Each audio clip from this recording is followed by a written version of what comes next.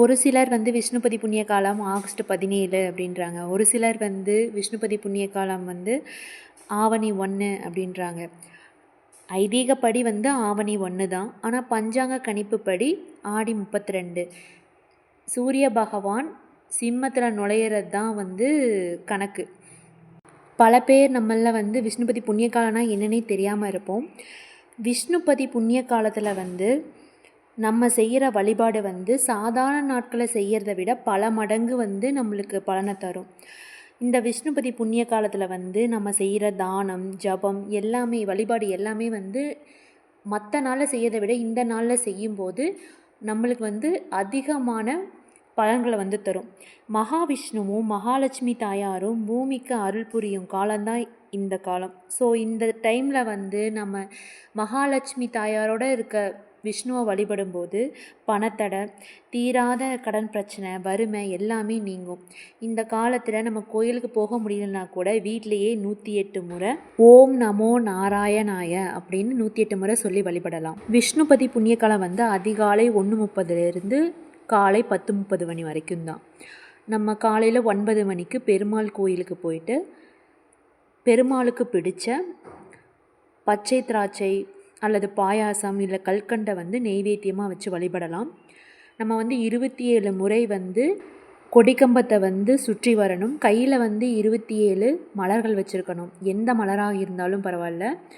So ஒரு சுற்று முடியும் போது ஒரு மலர்களை வந்து கொடிக்கம்பத்துக்கு கீழே வந்து சமர்ப்பணம் பண்ணணும். வருஷத்துக்கு 4 முறை மட்டுமே வரக்கூடிய இந்த விஷ்ணுபதி புண்ணிய காலத்தில் நம்ம பெருமாள் கோயிலுக்கு போய் மனமார பிரார்த்தனை செய்வோம். பல பெருமாள் கோயிலில் வந்து இப்போ அறிவிச்சிட்டாங்க, உங்களுக்கு வந்து பஞ்சாங்க முறைப்படி கும்பிடணுன்னா ஆடி 32 கும்பிட்டுக்கோங்க, ஐதீகப்படி கும்பிடணுன்னா ஆவணி 1 வந்து கும்பிடுங்க.